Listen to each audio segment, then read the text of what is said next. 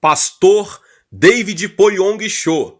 6 princípios espirituais para alcançar e experimentar abundância de vida. Um turista falante de inglês ficou maravilhado ao ver as lindas cataratas do Niágara e, emocionado, bebeu um pouco de água fresca que caía do alto. Mas ao ver uma tabuleta de advertência, começou a gritar e a pedir socorro. Foi levado imediatamente ao hospital mais próximo, onde foi internado na sala de emergência. O que acontecera foi que o homem havia lido uma placa com o aviso Poison, cujo significado em sua língua é veneno. Portanto, seu comportamento e sua atitude foram uma reação bastante lógica.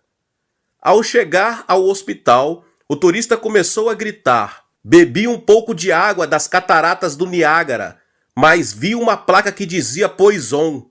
Dê-me um antídoto agora mesmo. Creio que o veneno já se espalhou por todo o meu corpo." O médico, ao ouvir estas palavras, começou a rir e logo disse: "Pare com todo esse escândalo e levante-se, senhor. O aviso que o senhor viu não dizia Poison. O que estava escrito era a palavra francesa poisson, com um S a mais que a palavra poison. A palavra poisson em francês significa peixe. Portanto, a placa avisa que a água foi reservada para a proteção dos peixes. O pensamento muda a atitude de uma pessoa. Esse princípio se aplica à vida cristã. Tudo depende do seu pensamento, que é um fator importante capaz de mudar o rumo do seu destino. Mudanças sociais e econômicas só poderão ser superadas por meio de um novo pensamento.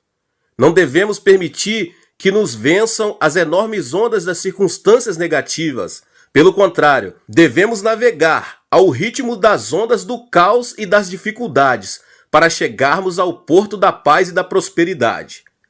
Isso se consegue unicamente por um pensamento ativo e afirmativo.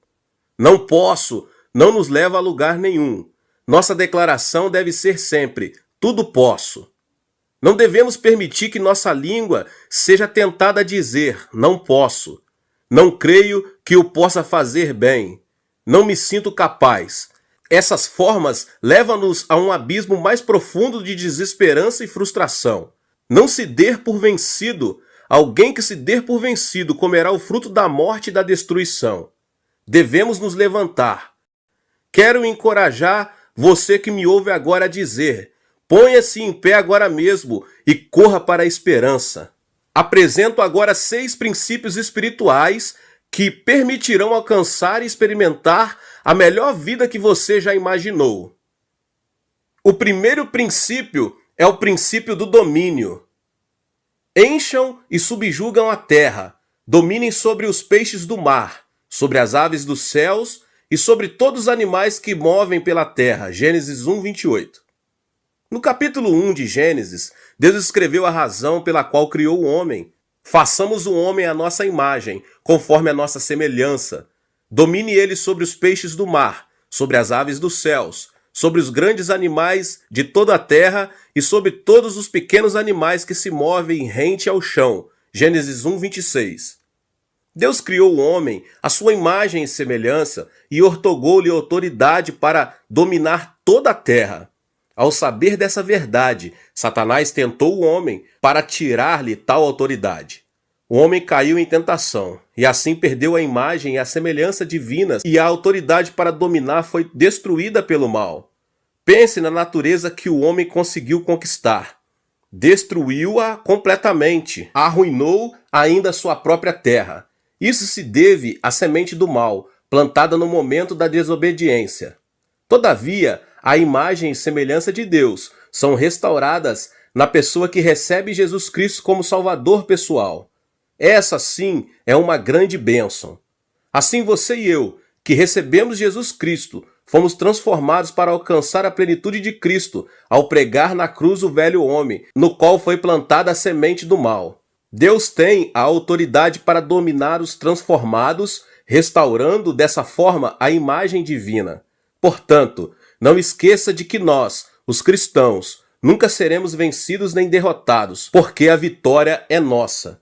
A Bíblia diz: portanto, se alguém está em Cristo, é nova criação. As coisas antigas já se passaram, eis que surgiram coisas novas. 2 Coríntios 5,17. Você e eu não somos mais escravos do destino, das circunstâncias e da vida cotidiana. Glória a Deus. Ao contrário, temos autoridade para dominar toda a terra. Dói-me no coração, meus irmãos e irmãs, quando eu vejo alguns cristãos que não usam esse potencial que o próprio Deus lhes deu. Cabe enfatizar que Deus nos deu a bênção para criar, dominar e subjugar.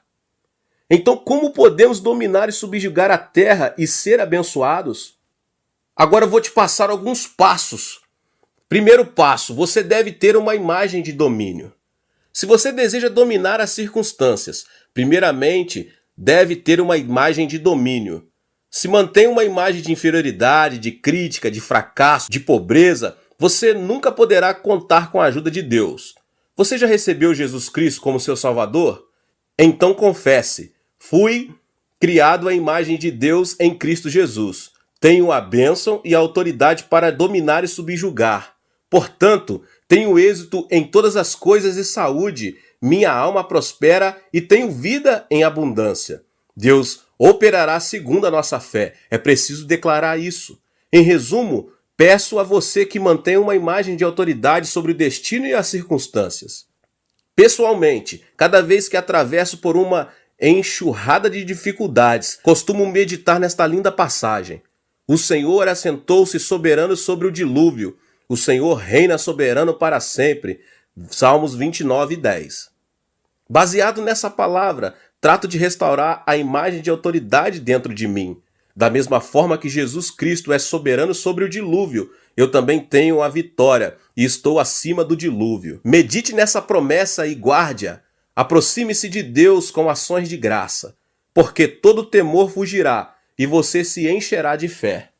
Essa graça não foi dada somente a mim, mas também àquele que recebeu Jesus Cristo em seu coração. Comece a declarar: tenho autoridade para dominar meu destino e minhas circunstâncias. Talvez no passado você tenha seguido o destino e o fatalismo. Agora, porém, é você quem possui o domínio e autoridade sobre o diabo, sobre o pecado, sobre as enfermidades e sobre a pobreza, porque a você foi concedida autoridade para dominar. Nascer de novo não implica de maneira nenhuma submeter-se à pobreza e ao desespero. Pelo contrário, nascer de novo implica nascer como conquistador, como vencedor. Em síntese, meus irmãos, a primeira coisa que vocês devem fazer é ter uma imagem que reflita uma atitude firme de domínio. Aleluia! Em segundo lugar, Deus deve ser a prioridade. Se você realmente deseja viver com autoridade e ter domínio sobre qualquer circunstância, a prioridade número 1 de sua vida deve ser Deus. Por quê, meus irmãos? Porque a função de domínio implica exercer a autoridade de Deus. Consequentemente, se a nossa vida não se relaciona com Deus, não poderemos exercer essa autoridade, pois ela nos será tirada. Por esse motivo, Deus nos faz passar por muitas provas antes de nos outorgar o poder para exercermos tal autoridade. Quando Moisés chegou a Cádiz Barneia com o povo de Israel, Deus lhe disse que mandasse os espias observar a terra de Canaã. Por quê? Por acaso Deus não sabia em que condições estava a terra prometida? De forma alguma ele o ignorava. Mas Deus queria provar o coração do seu povo antes de lhe outorgar autoridade para exercer o domínio sobre a terra de Canaã.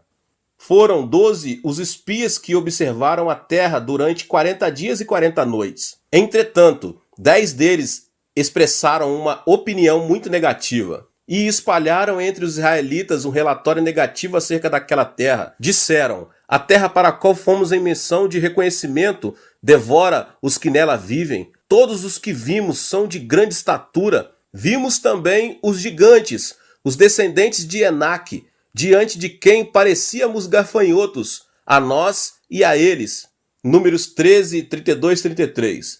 Ao ouvir estas palavras, todo o povo de Israel clamou durante a noite toda que seria melhor voltar para a terra do Egito.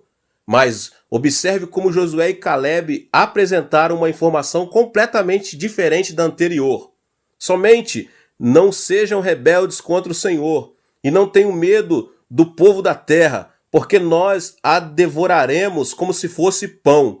A proteção deles se foi, mas o Senhor está conosco. Não tenham medo deles. Números 14, 9. Os 10 espias mantinham o coração impuro. Suas motivações estavam distantes de Deus. O Senhor não era prioridade na vida deles. A negatividade dessas pessoas era previsível. No entanto, Josué e Caleb mantinham uma atitude positiva, reflexo de uma vida em que Deus era a prioridade. A esperança deles era óbvia, pois tinham uma atitude positiva, porque conheciam e confiavam no Senhor. Como consequência, os 10 espias morreram no deserto, com o restante do povo de Israel que havia murmurado.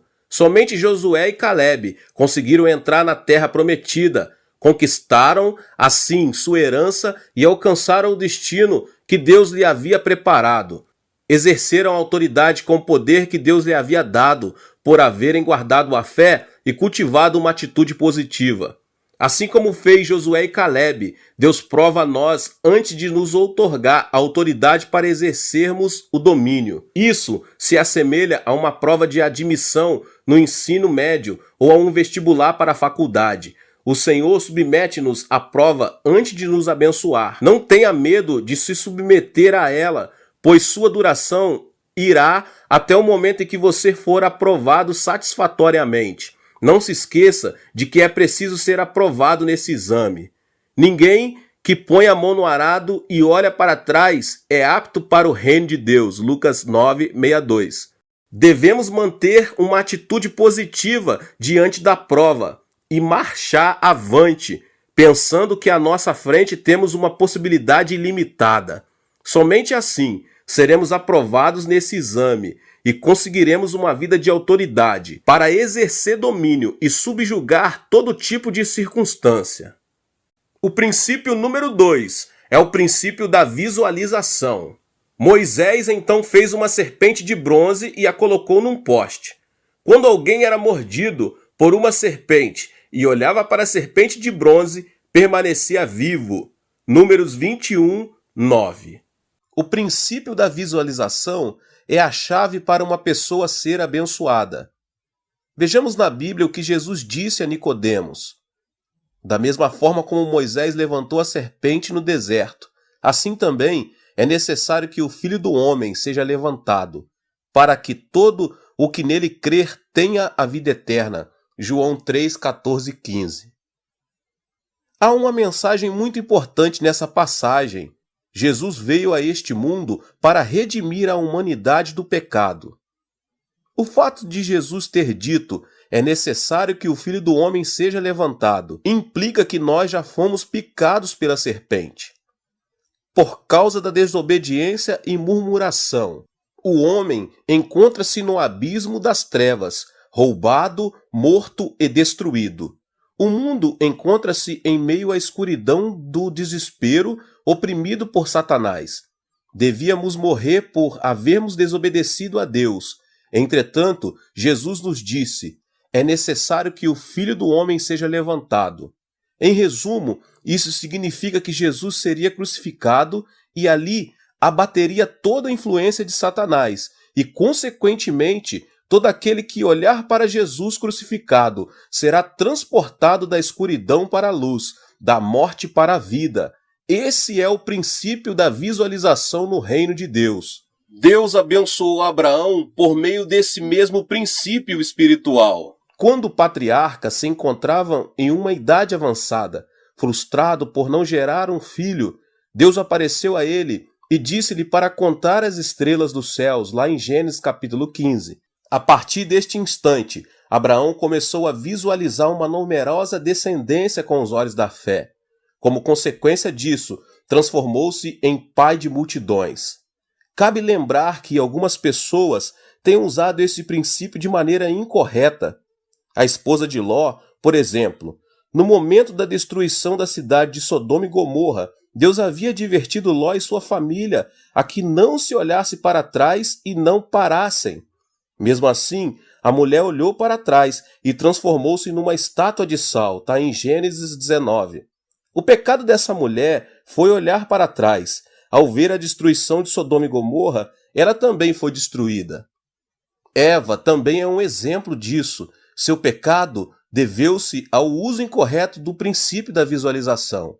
Vendo que a árvore era boa para se comer, atraente aos olhos e desejável para ela se obter discernimento, ela comeu do fruto e deu ao seu marido. Gênesis capítulo 3. O rei Davi foi outro que fez mau uso desse princípio espiritual. Enquanto todo o exército de Israel travava uma batalha feroz com os amonitas, Davi permanecia na cidade de Jerusalém.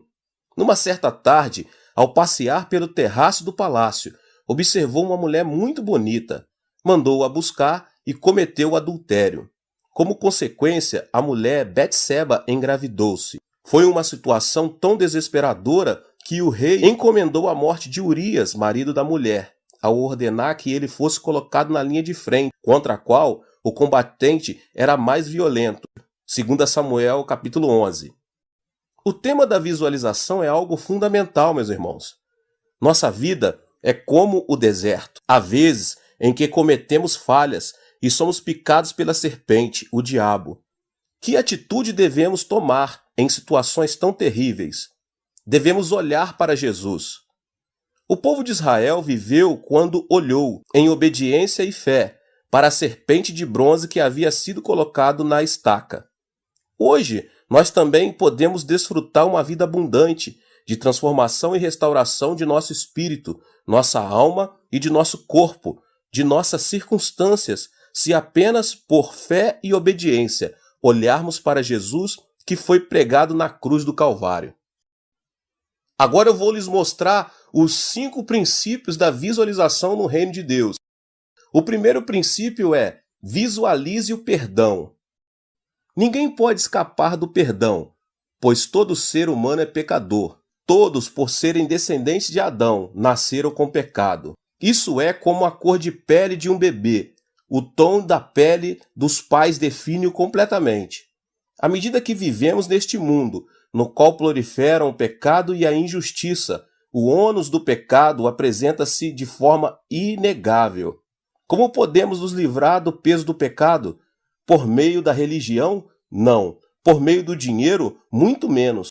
A única maneira de nos livrarmos do pecado é olhando para Jesus Cristo, que foi pregado na cruz do Calvário.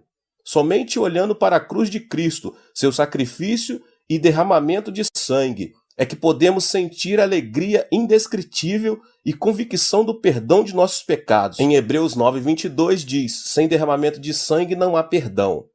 O segundo princípio da visualização é: visualize a unção e a plenitude do Espírito Santo.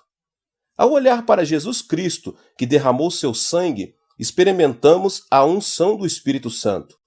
Olhe para Jesus Cristo que sofreu por você. Se fizer isso, o Espírito de Deus descerá sobre você e você começará a falar em outras línguas, de acordo com o que o Espírito o conceder falar. Visualize a cruz e nela o Senhor. Somente a pessoa redimida pelo sangue de Jesus Cristo receberá a plenitude do Espírito Santo, que agirá e transformará o seu coração, para que ela se torne terra boa e fértil e produza bons frutos a 100, 60 e 30 por 1, conforme diz a palavra de Deus. Você deve beber da água da vida do Espírito Santo que provém de Jesus. A plenitude do Espírito Santo encherá seu espírito, sua família e tudo o que cerca sua vida até o ponto em que todo problema, toda preocupação, toda ansiedade estarão submersos no poder do Espírito Santo. O terceiro princípio da visualização do reino de Deus: visualize a saúde. Antes de ser crucificado, Jesus recebeu 39 chibatadas, de acordo com a tradição. Sua pele foi rasgada, seu corpo todo ficou manchado de sangue. Por que motivo ele teve de sofrer de maneira tão dolorosa? A Bíblia responde essa pergunta da seguinte forma, em 1 Pedro 2,24. Por suas feridas vocês foram curados. Jesus sofreu tudo isso com o propósito de nos dar saúde. Portanto, qualquer tipo de enfermidade mental, física, pode ser curada se for observada com fé a obra de Jesus Cristo, que foi ferido por nossas enfermidades, e pelas suas feridas fomos curados, Isaías 53. O quarto ponto é: visualize a sua prosperidade. Jesus morreu na cruz para desfazer também os espíritos e as ervas daninhas de nossa vida. O Senhor viveu em meio à pobreza, começou a vida numa manjedoura. Até o momento de sua morte não teve onde reclinar a cabeça. Qual a razão de o Filho de Deus ter vivido na pobreza?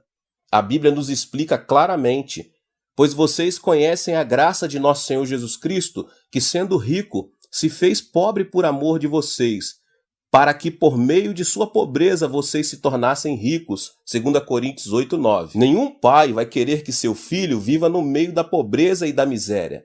Mas ainda, uma das razões por que os pais trabalham duro é o desejo de dar a seus filhos melhor qualidade de vida, como parte de sua herança.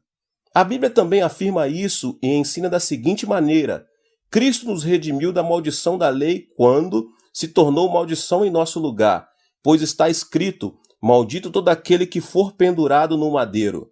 Isso para que em Cristo a bênção de Abraão chegasse também aos gentios, para que recebêssemos a promessa do Espírito Santo mediante a fé. Gálatas 3, 13 e 14. A bênção da prosperidade do espírito, da alma e do corpo é uma graça básica e essencial que recebemos ao crermos em Jesus Cristo. O quinto e último ponto dos 5 princípios da visualização no reino de Deus é: visualize a esperança no reino dos céus. O homem é um peregrino. Nenhum ser humano pode viver nessa terra eternamente. A Bíblia declara que é a sua vida? Vocês são como a neblina que aparece por um pouco de tempo e depois se dissipa. Tiago 4,14. Isso significa que chegará um momento em que teremos de deixar nosso corpo. Haverá quem receba a vida eterna e quem receba a condenação eterna. O que faz a diferença? A fé em Cristo Jesus. Aqueles que tiverem recebido Jesus como seu Senhor e Salvador pessoal receberão a vida eterna, e aqueles que tiverem recusado receber Jesus serão condenados ao castigo eterno. Todos os que tiverem crido em Jesus terão a vida eterna, serão ressuscitados no dia da segunda vinda de Cristo e viverão com o Rei dos Reis eternamente.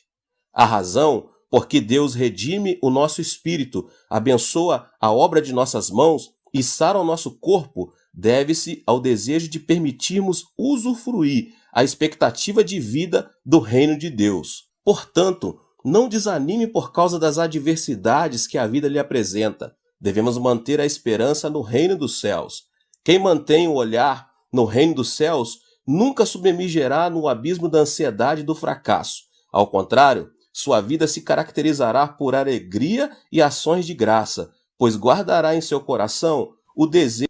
O princípio número 3 é o princípio da semeadura e da colheita. Outra ainda caiu em boa terra, deu boa colheita a 100, 60 e 30 por 1. Mateus 13, 8. É interessante observar que certos desertos foram transformados em terra fértil, por haver um rio próximo, e agora se tornaram locais habitáveis por qualquer organismo vivo.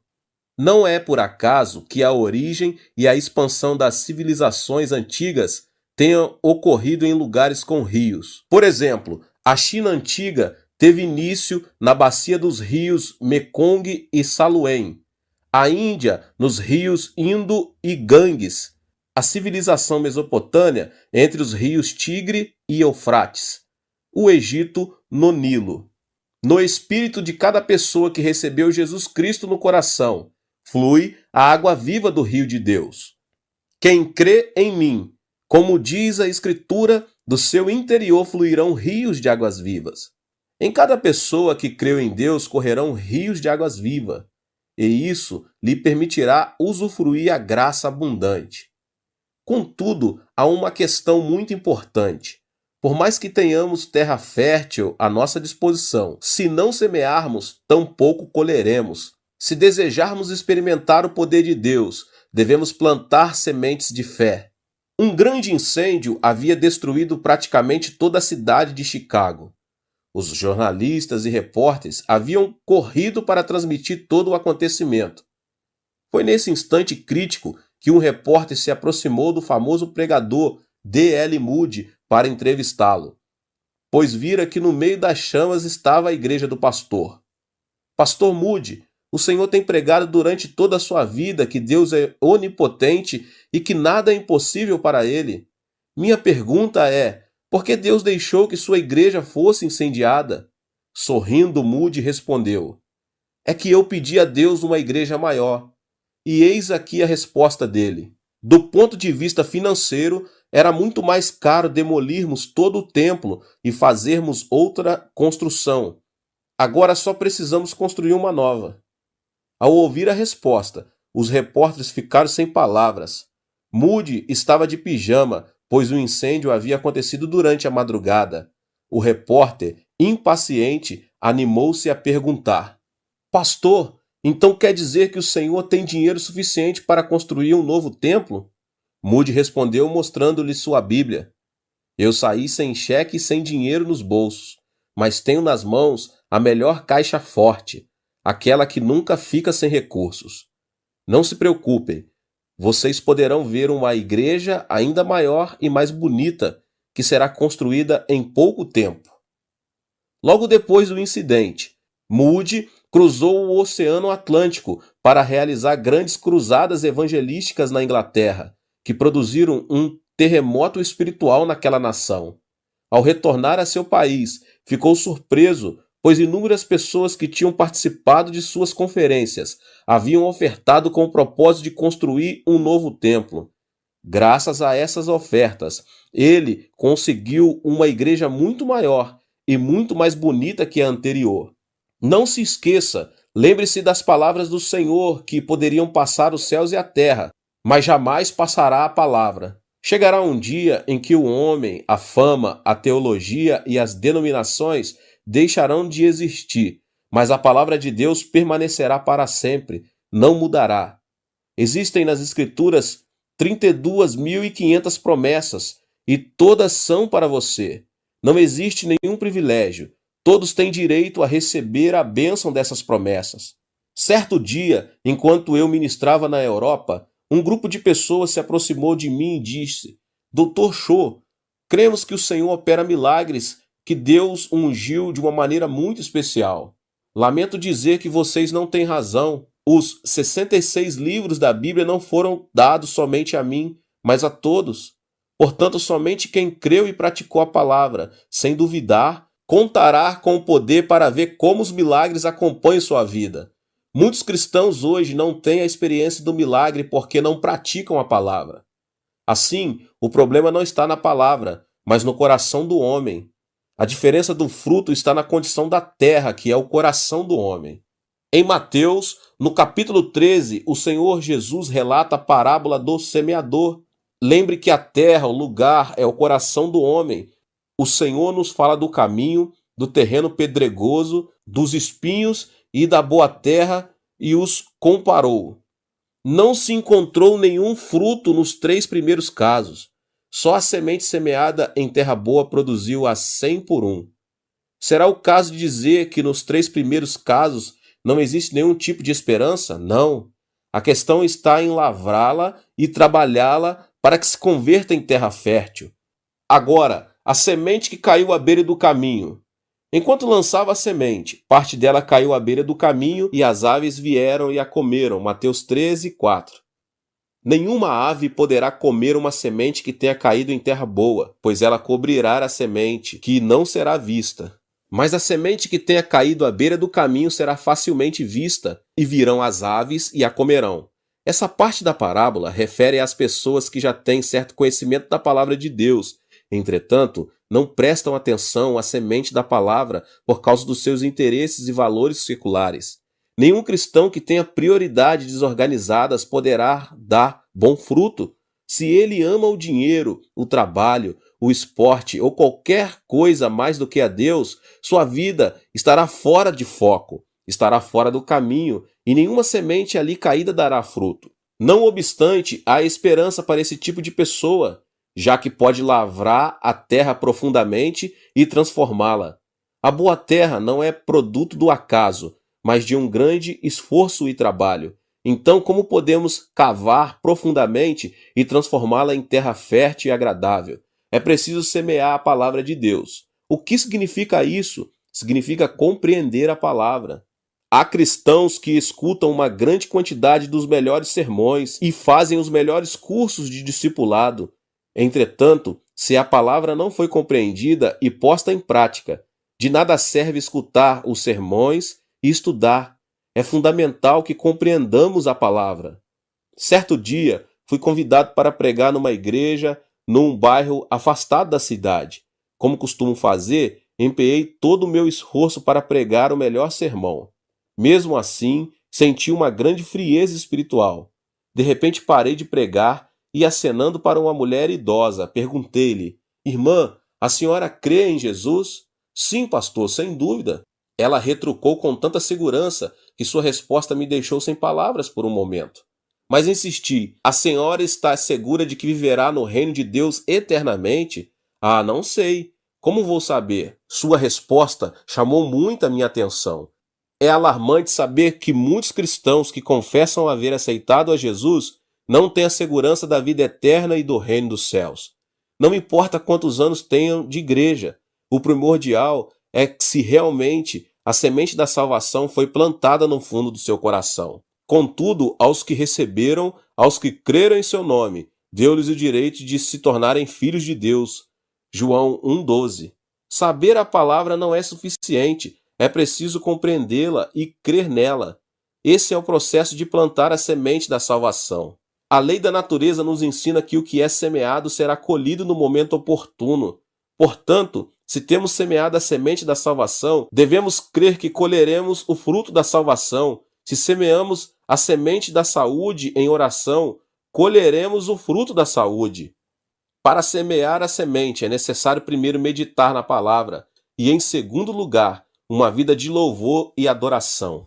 Em terceiro lugar, é também muito importante o estudo da palavra de Deus. Por meio de todo um processo na vida cristã, a pessoa conseguirá compreender a palavra e, dessa forma, colherá bom fruto da semente que plantou. É preciso obedecer à palavra. Uma vez compreendida a palavra, é importante dar o segundo passo, que consiste em obedecer a ela. A fé virá unicamente pelo canal da obediência. Por essa razão, a Bíblia diz: assim como o corpo sem espírito está morto, também a fé sem obras está morta. Tiago 2,26. Você sofre de alguma enfermidade? Medite na palavra que diz: por suas pisaduras fomos curados. Aceite o fato de que Jesus sofreu para que você receba saúde. Obedeça a palavra, pense e trabalhe como uma pessoa sã. Se você o fizer, Deus fará resplandecer saúde e sarará sua enfermidade. Lamentavelmente, meus irmãos, há muita gente que afirma: abençoa-me primeiro e obedecerei ao Senhor. Sara-me primeiro e seguirei o Senhor. Isso é como colocar uma locomotiva atrás dos vagões. A obediência precede a fé. A Bíblia nos ensina: a obediência é melhor do que o sacrifício e a submissão é melhor do que a gordura de carneiros. Portanto, não demore muito para obedecer à palavra de Deus, à medida que o Espírito Santo a revele a você. Esse é um método para fazer crescer o fruto da semente da palavra de Deus. Agora é preciso esperar com fé. A fé não deve ser confundida com emoção, pois ela está baseada na palavra de Deus. Por isso, ainda que nossos olhos não vejam, nossas mãos não toquem, nem nossos ouvidos ouçam coisa alguma, devemos nos firmar na palavra de Deus.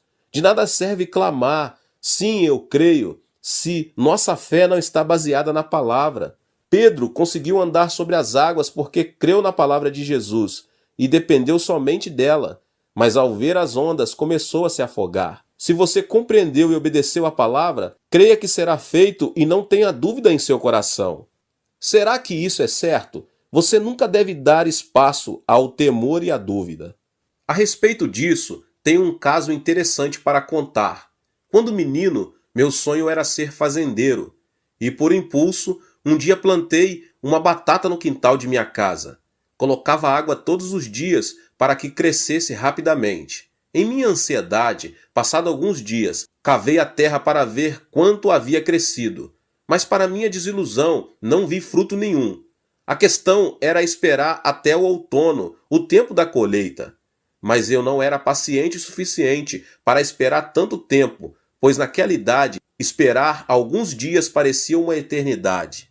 A paciência é algo fundamental, não somente para os agricultores, como também para os cristãos. Devemos esperar com paciência e pela fé, até que a promessa seja cumprida. Nossos dias não serão somente de felicidade.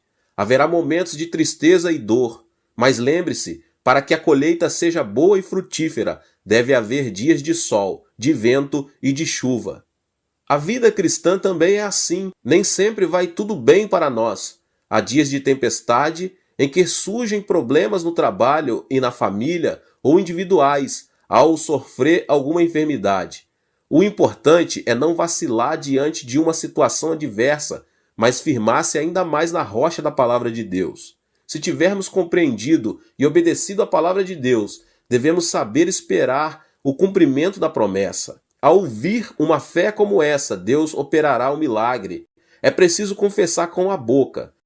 Enquanto esperamos o fruto da palavra, é fundamental confessar com a boca pela fé. Temos de imitar Deus, que chama as coisas que não existem como se já existissem. A confissão da palavra é o broche de ouro que nos fará ver o fruto da promessa. Fui salvo, sou abençoado, estou são, meu Deus, pois suprirá tudo. Você não deve confessar segundo o seu estado de espírito. Confesse mesmo nos momentos mais caóticos e difíceis da sua vida e não deixe de confessar e crer que a promessa se cumprirá. Deus agirá e fará um milagre ao ouvir as confissões que saem de nossa boca. Agora, a semente que caiu no solo pedregoso, depois de semear, Deus sempre prova se a terra, uma pessoa, pode ou não dar fruto. O cristão que não tem raízes profundas é tentado a abandonar a semente da palavra e logo olhar para o que é mundano. Jesus diz que uma pessoa assim, sem caráter, é como uma semente que caiu em solo pedregoso. O que é um solo pedregoso? À primeira vista, só se vê terra. O problema é que nenhuma semente sobreviverá por muito tempo, mas morrerá, pois não poderá lançar raízes. No entanto, se tão logo conseguirmos remover as pedras, essa terra se converterá em terra melhor e ainda mais fértil. Por mais que o coração do homem seja tão duro como uma rocha, o amor de Deus pode remover qualquer pedra e amolecê-la até que se converta em terra boa. Agora, a semente que caiu entre os espinhos. Houve sementes que caíram entre espinhos, mas os espinhos cresceram e a sufocaram. Certo dia, enquanto eu dirigia uma conferência na Alemanha, aproximou-se de mim um jovem completamente bêbado e disse: "Impue sua mão sobre mim para que receba cura." Eu só pude dizer: "Sou um pregador, não um mágico, para fazer desaparecer sua enfermidade." Notei que o desejo do coração dele não era conhecer ou crer em Deus, mas só receber a cura para o seu corpo. Deus nunca opera um milagre num coração cheio de mesquinharia como aquele. O coração de espinhos é uma referência à palavra que não pode dar frutos por causa da avareza e dos desejos mundanos. A semente que caiu entre os espinhos não dará frutos, pois os espinhos a sufocarão. No entanto, se tão somente conseguirmos remover os espinhos, essa terra também pode se converter em uma terra melhor, apta para dar frutos bons e abundantes. Em que condição está o seu coração? É a minha pergunta para vocês. Em alguma das terras mencionadas? Se for assim, não desanime, pois há possibilidade de se converter em uma terra boa. O coração que se exalta poderá ser perfurado pela espada da palavra, e o que estava frio pode ser aquecido pelo fogo do Espírito Santo. Portanto, meus irmãos, não desanimem. Seus corações podem se converter em terra melhor. Plante a palavra no seu coração, de Gênesis a Apocalipse. Converta-se em praticante da palavra e você se surpreenderá ao ver os frutos da bênção que Deus mesmo fará crescer na vida de cada um. O quarto princípio é o princípio de dar e receber. Deem e lhes será dado.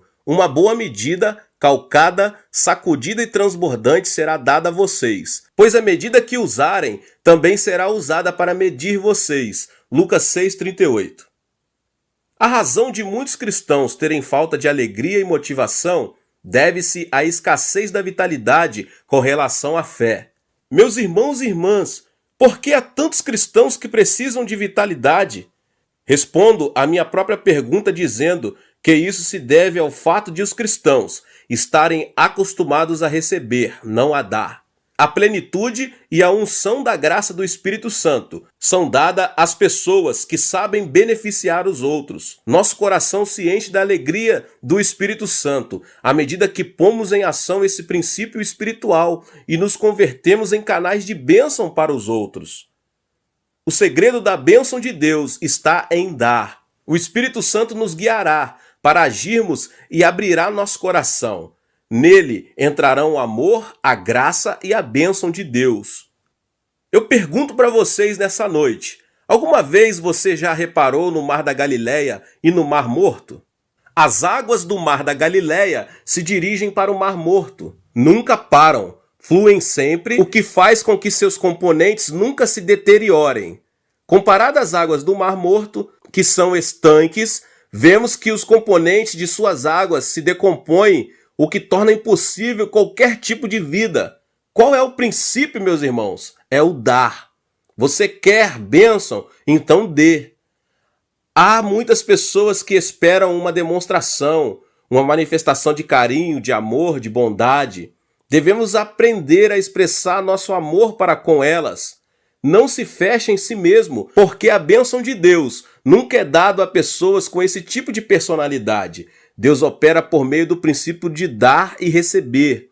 Se expressarmos nossa bondade e dermos, Deus nos abençoará a 100, 60 e 30 por 1. Medida boa, calcada e transbordante.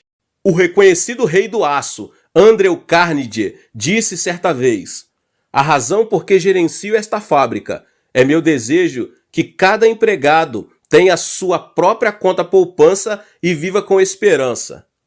A filosofia desse homem não era só ganhar dinheiro para si, mas para todos os empregados de sua empresa. Como consequência, os empregados fizeram dela uma empresa mundialmente conhecida. Muitos pastores estrangeiros têm me perguntado qual é o segredo do crescimento da igreja. A pergunta tem sido sempre a mesma. O que tenho de fazer para que a minha igreja cresça? Eles perguntam. Minha resposta é muito simples. Certifique-se de que cada membro da sua igreja está sendo abençoado e bem-sucedido, pois são eles que trarão bênção e sucesso para a igreja. O segredo para ter uma família sã também está nesse princípio. Você deve tomar a iniciativa de expressar amor e interesse por todos os membros de sua família. O problema de muitas famílias hoje, meus irmãos e irmãs, é que ninguém toma a iniciativa, interessam-se somente em receber. O princípio do mundo diz, melhor é receber do que dar. Mas o princípio espiritual do reino afirma, independentemente de o que você tem, dê e reparta com os outros. Deus explica claramente que primeiramente devemos dar, para dessa forma recebermos a bênção de Deus. A palavra de Deus é clara, dê e lhe será dado. O princípio número 5, o princípio da ordem durante a petição. Busquem, pois, em primeiro lugar o reino de Deus e a sua justiça, e todas essas coisas lhe serão acrescentadas. Mateus 6,33. Comece a orar não somente por suas necessidades, como também pela manifestação do reino de Deus aqui nessa terra. É primordial que os cristãos saibam ordenar corretamente suas prioridades. Sem dúvida, a maior delas deve ser Deus e amar aos outros como a nós mesmos. Lamentavelmente, meus irmãos, vejo muitas pessoas que inclinam a balança por um lado apenas. Amam a Deus, mas não amam o seu próximo. Muitos problemas sociais hoje são produto do egoísmo. Egoístas vivem de orgulho próprio, arrogância e injustiça. Isso traz muito prejuízo e faz com que muitos de seus próximos sofram. A relação com Deus é importante. No entanto, a relação com o próximo é de suma importância. Não amar ao próximo, mas amar a si mesmo não é aceitável na presença de Deus. Uma vida espiritual saudável e ideal mantém o equilíbrio vertical, amar a Deus, e horizontal, amar ao próximo. Amar a Deus e ao próximo. As prioridades devem ser ordenadas sobre essa base. E uma vez fundamentadas nisso, deve-se orar, pedir e praticar. Todo aquele que falhar em distinguir as prioridades maiores e menores encontrará o fracasso. Todo jovem que não tenha se esforçado vai se arrepender em sua velhice. Então, como organizar e reordenar nossas prioridades? Jesus explica com muita clareza no texto que acabei de nos falar. Busquem, pois, em primeiro lugar o reino de Deus e a sua justiça, e todas essas coisas lhes serão acrescentadas. Mas devemos buscar o reino de Deus. Devemos buscar primeiramente o reino de Deus. Isso implica buscar o reino de Deus por meio da cruz. O exército desse reino é composto por almas salvas de seus pecados pelo sangue de Jesus. Nenhum cristão participante desse grande exército guarda sua esperança e seu propósito aqui na terra, mas no reino de Deus, que permanece para sempre. Para o cristão, a vida terrena é apenas uma viagem em direção ao reino, o que implica manter um alto grau de fé. Depois de Adão, o reino de Deus começou a ser proclamado com a vinda de Jesus Cristo a este mundo, que estava submerso no pecado, na injustiça, na maldição, na enfermidade, na pobreza, na morte e outras coisas mais. Jesus, por meio de sua vida, revelou que as características do reino de Deus eram o perdão dos pecados, a plenitude do Espírito Santo, a bênção de Abraão, a saúde, a abundância, a riqueza e a vida eterna. Então devemos orar para que essas mesmas características não somente transbordem em nosso ser, como também na vida de nossos semelhantes. Devemos também buscar a justiça de Deus. Nosso dever não consiste somente em buscar o reino de Deus, mas também em fazer todo o possível para que sua justiça seja manifestada no mundo. Os cristãos devem fazer fluir a justiça de Deus em suas próprias vidas. Deus se agrada do justo. É importante também nos ocuparmos da justiça no campo social. Jesus esteve com pecadores, pobres e doentes. Converteu-se em seu amigo e salvador. Jesus trouxe justiça à sociedade. Nós, que nos identificamos como discípulos de Jesus, devemos imitá-lo, esforçando-nos na justiça social. Outra coisa importante é a justiça no âmbito nacional, que não deve estar fora do interesse dos cristãos. É lamentável saber que na Coreia temos injustiça continuamente presente. É triste que o Evangelho não tenha conseguido mudar as estruturas da sociedade coreana ainda. As estatísticas indicam que 25% da população coreana confessa ser cristã. Contudo, não se vêem vestígios de justiça em nossa nação, apesar de mais de 10 milhões de cristãos.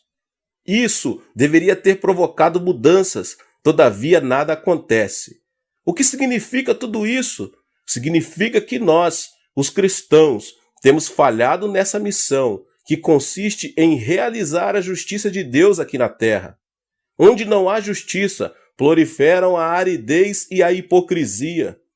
Portanto, os cristãos devem avançar em oração e serem persistentes para que a justiça flua no âmbito pessoal, social e nacional.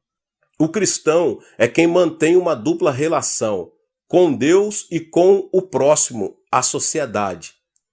O fato de permanecer circunscrito às paredes do templo, orando e jejuando, sem se interessar pelo sofrimento e pela injustiça social, é sinal de decadência espiritual da igreja. Jesus explicou que, se buscarmos primeiramente o reino de Deus e sua justiça, todas essas coisas serão acrescentadas. Se neste momento a justiça divina proliferasse nos âmbitos financeiros, governamental e social, a distribuição correta das riquezas acabaria por completo com a pobreza, o suborno, a injustiça, o pecado, a violência, os roubos e outras coisas mais. Então, consequentemente, comece a orar não somente por suas necessidades, como também pela manifestação do reino de Deus aqui nessa terra. Essa é a ordem correta que você deve manter para que os problemas casuais desapareçam.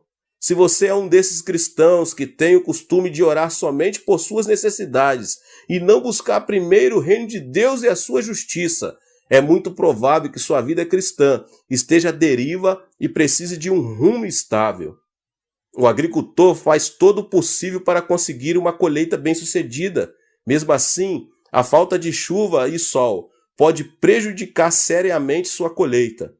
O que eu quero dizer com isso, meus irmãos? Quero dizer que é Deus que tem de abençoar, para que o homem seja abençoado. Se Deus não abençoar, todo o esforço do homem será vão.